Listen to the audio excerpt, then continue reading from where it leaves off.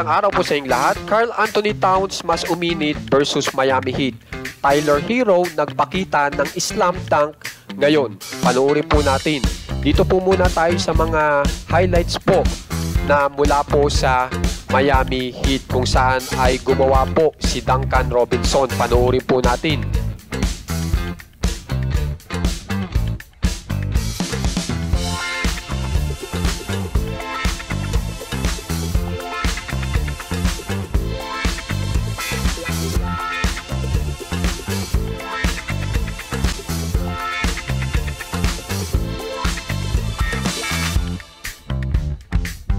Samantala naman po, pagdating naman dito kay Karl Anthony Towns ay ipinakita ni Karl Anthony Towns ang kanyang galing sa long range na kung saan ay tumira po malapit sa logo. Panoorin po natin.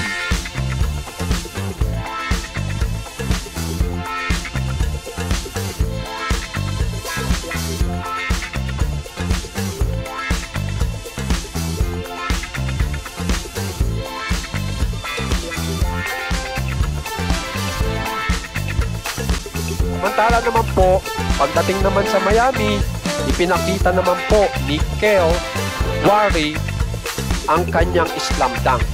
Panoorin po natin.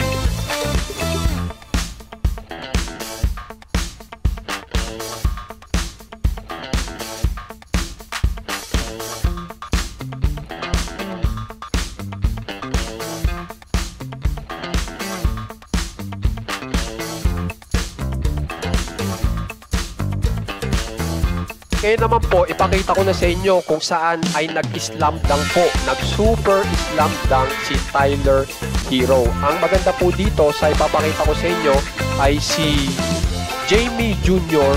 naka-block sabay assist kay Tyler Herro. Tapos ang ginawa ni Tyler Herro po ay nag-super slam dunk. Panoorin po natin.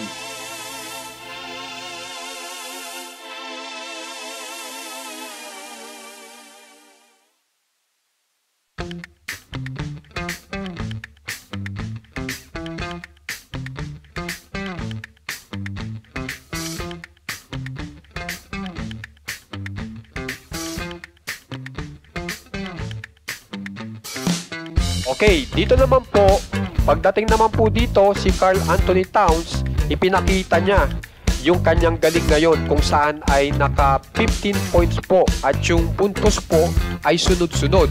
Panoorin po natin.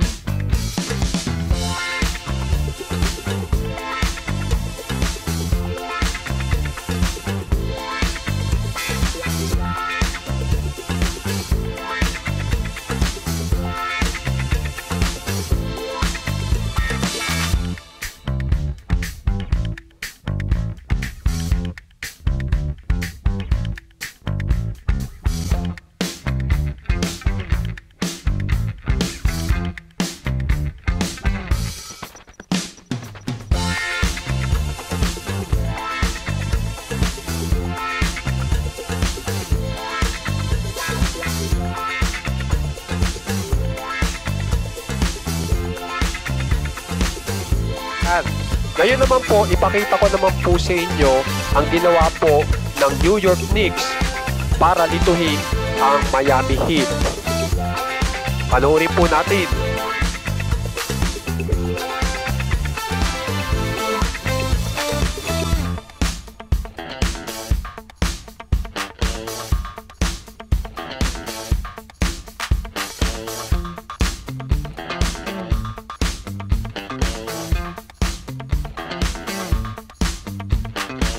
Ngayon naman po, ipakita ko sa inyo ang pinaka-highlight po ng New York Knicks kung saan ay tira po ni Karl Anthony Towns.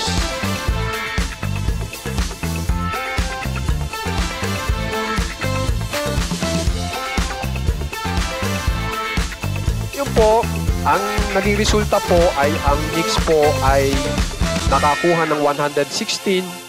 Samantala, ang Miami Heat po ay 95 lamang. Bali po, ang maraming points sa Knicks ay si Mikal Bridge na nakikita nyo po ngayon. Ito po, si Mikal Bridge. Samantala, Bali po si Michael Bridges ay naka 28 points. Tapos pagdating naman po sa rebounds at assist, ang nakagawa po ay itong si Josh Hart na naka 13 rebounds, 11 assists. Si Josh Hart. Pagdating naman po sa Miami, ito si Duncan Robinson ay naka 22 points. Pagdating naman po sa rebounds at assists, ang gumawa po ay itong si Jamie Jr. So guys, pansamantala, dito na lang po muna tayo. Kung gusto nyo pong ma-update sa mga labanan po sa NBA, subscribe lang po kayo sa ating channel. Maraming salamat po.